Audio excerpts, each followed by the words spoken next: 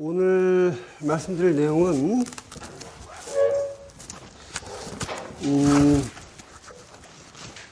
분석 철학. 지난번에 말씀드린 대로 니체와 베르그송으로 대변되는 그 온토로기, 요 계통이 있고, 근데 존재론은 존재론인데 생성의 존재론이죠. 그러니까 전통적인 형이상학이 휴미나 칸트나 꽁트에 의해서 논박당한 이후에 새롭게 정립된 존재이죠. 또 하나는 현상학과 해석학이었죠. 그죠? 근데 이 계통도 그렇고 이순도 그렇고 둘 다 뭡니까? 논리라든가 분석이라든가 본질 탐구라든가 이성을 중시했던 전통 철학하고는 대립하는 거죠. 그죠? 기본적으로.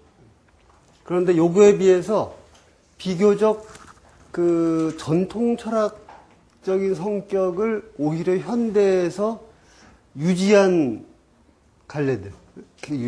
말하자면 합리주의죠. 그죠? 서구의 그 전통적인 사고의 어떤 기본 성격인 레셔널리즘. 물론 합리주의라는 말이 워낙 그 층차가 큰 말이에요. 이렇게 좁은 의미가 있고 이렇게 넓은 의미가 있고 아주 넓게 쓰면은 뭐 그냥 학문 자체가 합리적인 거지. 그죠? 학문이라는 게 다 합리적인 거지. 학문을 근데 뭐 감성이나 감각을 하는 건 아니니까, 기본적으로. 그러니까 이제, 이 말의 층차가 아주, 하나만한 아주 일반적인 의미에서 아주 좁은 의미까지 아주 어떤 특정한 사주를 가리키는, 이제 층차가 굉장히 넓습니다. 이 말이. 그럼 어쨌든 간에 이 두 계열이 전부 뭡니까? 서구의 전통적인 이 합리주의에 대한 반기를 든 거죠, 그죠? 이성중심주의, 합리주의, 논리와 분석을 중시하는, 객관성을 중시하는 사주에 대해서 둘 다 반기를 들었다. 그러나 이런 성격을 여전히 유지하는 그런 계열도 존재하는데 크게 보자면은 과학 철학이 있고 과학에 대한 일종의 메타 과학이죠. 메타 과학. 그 다음에 오늘 공부할 분석 철학이 있죠. 분석 철학. 그 다음에 다음 시간에 공부할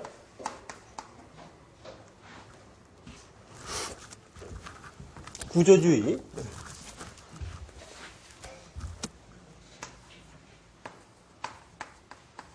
구조주의가 있죠. 이렇게 세 가지 계열이 있어요. 무슨 말 자체가 과학, 분석, 구조, 합리적인 냄새를 풍기죠, 그죠? 제목 자체가 이미.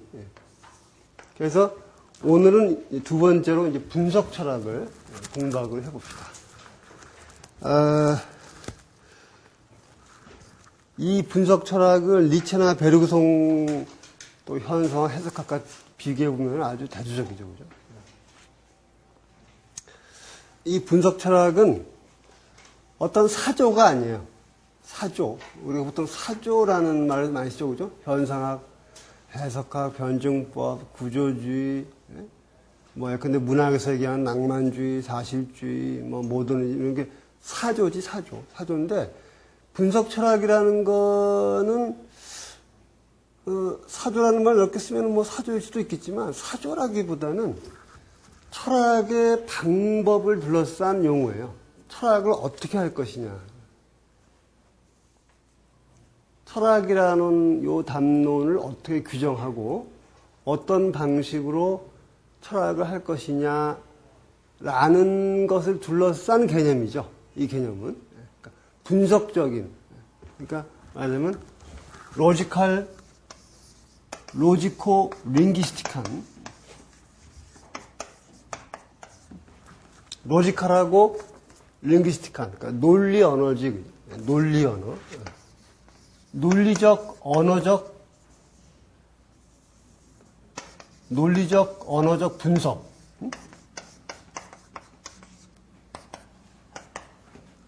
논리적 언어적 분석을 가지고 철학을 한다. 철학의 내용은 다 다르지. 내용은 다 다른 거예요. 그 철학의 내용은 다르기 때문에 그래서 사조라고 하기엔 좀 어울리지가 않지. 내용은 다 달라. 내용이 같은 게 아니라 사조가 아니라 방법, 철학하는 방법을 논리적 어느 분석으로 하는 이런 전통이 있습니다. 그래서 온토로기라든가 현사학, 해석학, 그 다음에 다음 주에 할 구조주의, 그 다음에 후기 구조주의 전부 다 유럽 철학이지, 유럽 철학. 인데 비해서 요 전통은 보통 우리가 영미에서 많이 발전했기 때문에 흔히 영미 분석 철학 이렇게 얘기하기도 하죠. 영미 분석 철학이라고. 근데 사실은 그 창시자들은 유럽 사람들이에요. 러셀을 뺀다면, 러셀과 화이트헤드를 빼면 또 그 창시자들은 또 유럽 사람들이에요. 근데 전에 한번 얘기했듯이 2차 세계대전이 일어나면서 유럽의 학자들이 미국으로 건너가죠. 망명을 하죠. 그러면서 이제 그게 영미 분석 철학이 되는 거예요. 그러면서.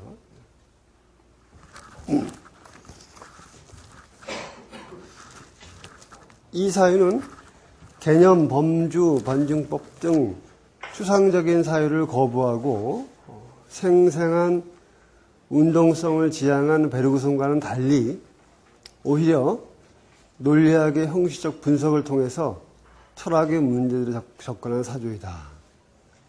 19세기의 불, 밀, 프레게 등이 현대 논리학의 형성에 크게 공헌했으며 이 중 프레게는 분석 철학의 성립에 아주 결정적인 영향을 미쳤죠. 프레게라는 사람은 원래 수학자죠. 수학자인데 이제 영토를 넓혀가지고 논리학, 나아가서 철학을 연구한 사람인데 이 사람이 그 사상사에 남긴 그 중요한 공헌은 뭐냐면은 아리스토텔레스의 그 형식 논리학, 포멀 로직이죠, 그죠?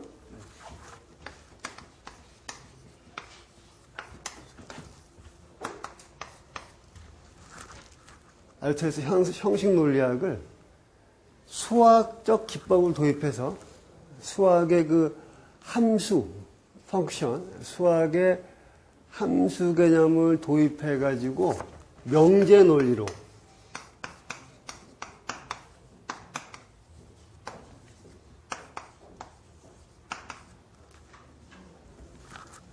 명제 논리로 발전시킨 거죠, 그죠? 이 점에 이제 이 사람의 중요한 공헌이 있습니다. 전통 논리학이라고 하는 것이 보통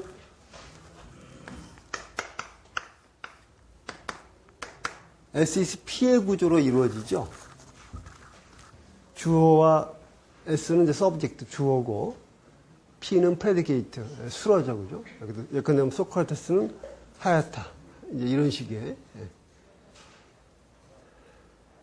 그런데 명제의 형식을 저런 식으로만 규정할 경우에 표현할 수 없는 말이 참 많아요.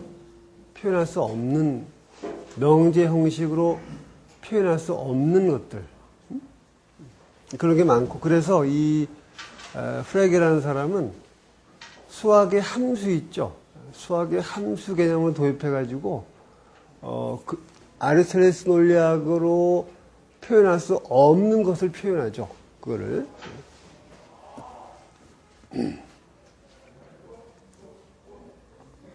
예를 들어서, 소크라테스는 소크라테스이다.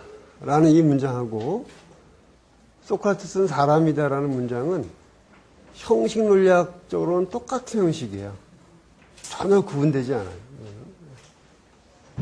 그러나 예를 들어가지고, 수학적 함수로 표현하면은 앞에 거는 x 이퀄 x가 되고 뒤에 거는 x 이퀄 y가 되죠.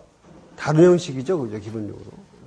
그러니까 형식 논리학의 형식들은 너무나 말하자면 그 폭이 좁아요. 좁기 때문에 그 논리에 담을 수 있는 어떤 언어적 표현들이 아주 제한되죠. 거기에 비해서 수학적 함수 개념으로 표현할 경우는 굉장히 다채로운 표현을 할 수가 있다.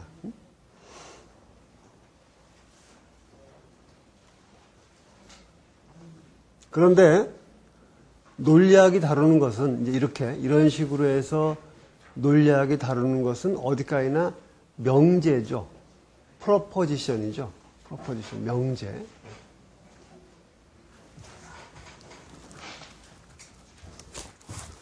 예를 들어서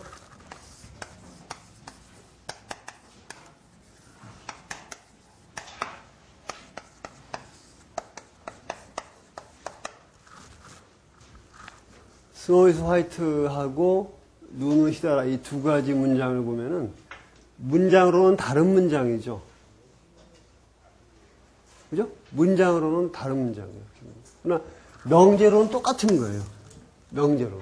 이거를 뭐 라네지에 블랑슈라 하든지 뭐라고 표현하든 다 똑같은 하나의 명제예요. 문장과 명제의 차이 알겠죠? 그죠? 명제라는 거는 이런 언어적 표현들이 가지고 있는 물리적 성격들, 소리라든가, 그죠? 모양이라든가 이런 것들은 넘어서는 거예요. 그러니까, 스노우 이즈 화이트라고 하던, 눈은 히다라고 하든 다 뭡니까? 기본적으로 전부 다 하나의 명제죠. 하나의 명제. 문장은 여러 가지지만, 그죠? 그 다음에, 나는, 예컨대, 바닐라 아이스크림이 좋아. 어떤 어린애가. 나는 바닐라 아이스크림 좋아. 이렇게 얘기하잖아요. 그죠? 그거는 명제가 아니에요. 그거는 스테이트먼트죠. 진술이죠. 스테이트먼트. 또는 예컨대, 야, 저 사람 좀 봐라. 이런 감탄문. 응? 야, 저 사람 좀 봐라. 이런 감탄문. 또는 나는 뭐가 좋아라고 하는 것 같은 어떤 개인의 감성을 표현하는 것들은 명제가 아니에요. 그런 것들은. 왜? 그런 것들은 진위 판단이 불가능한 거니까. 진위 판단. 그죠? 그러니까 명제라는 것은 그러니까 우리가 예컨대 학술 논문에 들어가는 것은 다 명제해야 되지. 기본적으로, 원칙적으로. 그죠? 명제. 그래서 명제는 문장하고도 구분되고 진술하고도 구분되죠. 그죠?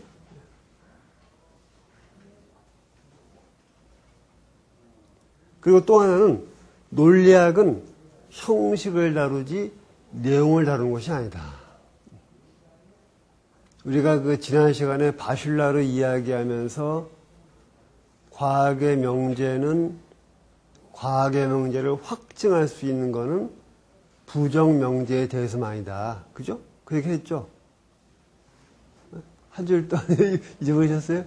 기억나시죠? 뭐뭐뭐가 아니다라고 하는 건 확증할 수 있지만 뭐뭐뭐이다라는 건 확증할 수 없다.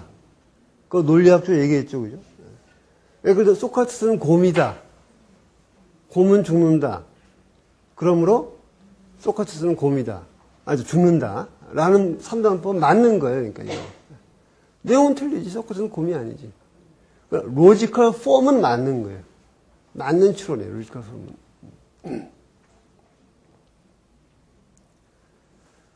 이렇게 이제 수학적 형식화를 통해서 일정한 집합은 변수라는 게 참 재밌죠. 그죠? 예를 들어서 장미, 백합 이렇게 명시적으로 얘기하는 게 아니라 X라는 꽃 이런 표현 방법이 변수지 변수. 그다음에 물, 또 불, 수소나트륨, Y라는 물질 이런 식으로. 그리고 요런 두 카테고리가 맺을 수 있는 관계를 또 예컨대 fxy 이렇게 표현하고죠. 그 변수라고 하는 요런 식의 생각, variable, 변수라는 개념이 현대 문명 건설의 초석 중에 하나예요. 그 변수라는 개념이. 변수라는 개념은 물론 중세에도 등장하지만 변수라는 개념을 가장 아마 결정적인 그 방식으로 제시하는 사람은 갈릴레오죠. 갈릴레오가 시간, 속도, 거리 같은 것 사이에 함수 관계를 구하죠. 그죠? 그러니까 이 세계를 이렇게 변수로 본다라는 거 있죠. 변수. 그게 어찌 보면 현대 문명을 만들어내는 장본인 중에 하나예요. 중요한 빼놓을 수 없는 장본이 그 변수라는 거예요. 그리고 변수들 사이의 관계가 뭡니까? 함수죠. 함수. 변수들 사이의 관계가 함수지. 함수. 과학이라는 사고방식의 가장 기본 중에 하나가 함수를 구하는 거죠. 그죠? 물리학자들은 물질의 함수를 구하는 거고, 생물학자는 생물의 함수를 구하는 거고, 경제학자들은 경제현상의 함수를 구하는 거고. 과학이라는 게 하는 작업이 여러 가지가 있지만, 과학이 하는 작업 중에 가장 기본적인 작업이 함수를 구하는 거예요, 기본적으로. 그 사물들을 뭡니까? 변수로 포착을 하고, 첫째로. 그 다음에 변수를 내용으로 채워 넣으려면은 측정을 해야 되겠지. 그죠? 예컨대 수요라는 거를 수요와 공급을 변수로 잡았다. 예를 들어서 수요를 X로 하고 공급을 Y로 하자. 그럼 어떻게 되겠습니까? 이 변수에 어떤 값이 들어가는가를 측정을 해야 되겠지. 그렇겠죠, 그죠? 어제는 뭐 중거리 어때고 그 다음에 어떻게 측정을 해야 되겠죠, 그죠? 그 다음에 그 측정치들의 관계를 살피죠. 측정치들의 관계를 살펴가지고 X가 한 번 증가할 때마다 1 증가할 때마다 Y는 그 2배로 증가하더라. 그러면 Y는 2X가 되는 거지, 그죠? 그런 거 아니야, 그지? 반비례하더라. 그러면 Y는 X분의 1이고. 요런 식의 사고방식. 우리가 익숙하게 배운 거죠, 고등학교 때. 요렇게 사물을 바라보는 게 어찌 보면 모더니티 핵심이에요, 그게. 모더니티라고 하는 것. 사물을 변수하고 측정하고 함수 관계를 만들어내죠. 함수 관계를 만들어내면 뭐가 가능합니까? 예측이 가능하죠. 일단 함수를 만들어내면은, 일단 함수를 만들어내면, 예컨대 그 함수 중에 시간 t가 들어가 있다 그러면 뭡니까? 그 t에다 대입하면 되지. 100시간 후면 거기서 100 대입하면 되지. 100을 대입하면 되죠. 그럼 계산이 나오죠. 그럼 예측이 되지. 요런 식의 사물을 바라보는 방식이 아주 모더니티 핵심이에요, 그게, 기본적으로. 그리고 이제, 그래서, 근데 한국의 수도, 일본의 수도, 미국의 수도 등은 X의 수도로 이렇게 되는 거죠.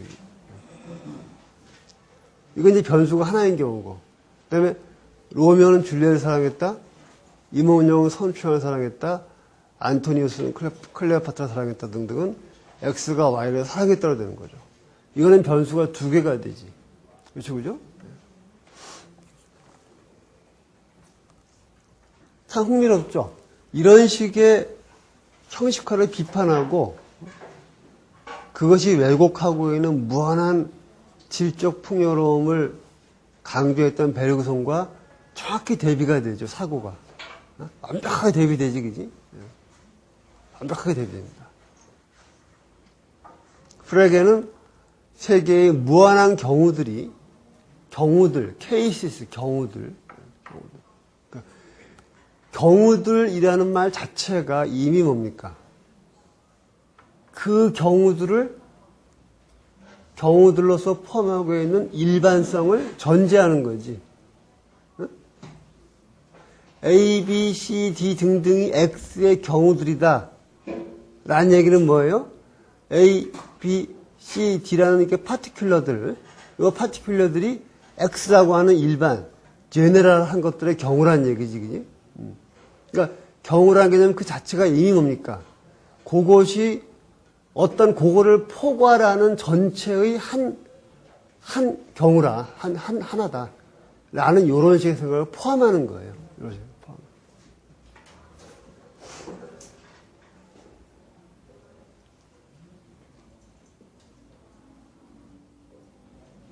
그래서 그런 경우들이 공통으로 존재하고 있는 로지컬 스트럭처를 뽑아내고자 했다. 그러니까 예컨대 지구상에서 수많은 나라에서 수많은 시대에 수없이 다양한 사람들이 너무너무 다른 남녀들이 예컨대 사랑을 했지만 그건 다 뭡니까? X가 Y를 사랑했다라는 로지컬 폼의 경우들일 뿐이지. 이런 입장에서 볼 적에 전부 다. 무한한 시대에 무한한 지역에서 무한한 무기로 무한한 사람들이 A가 B를 죽였다 라고 하는 경우로 실현하고 있는 거지. 하나의 경우를. 그 폼을. 그죠? 그래서 이런 식의 생각은 상당히 플라토닉한 생각이다. 플라톤. 니체나 베르그성, 현사, 해석학 같은 현대의 대다수의 사조들이 전부 다 뭡니까? 서양의 전통 철학인 플라토니즘에 대한 안티플라토니즘이죠. 그죠? 거기에 비해서 합리주의 철학은 바로 이 플라토니즘의 전통을 그대로 잇고자 하는 거죠.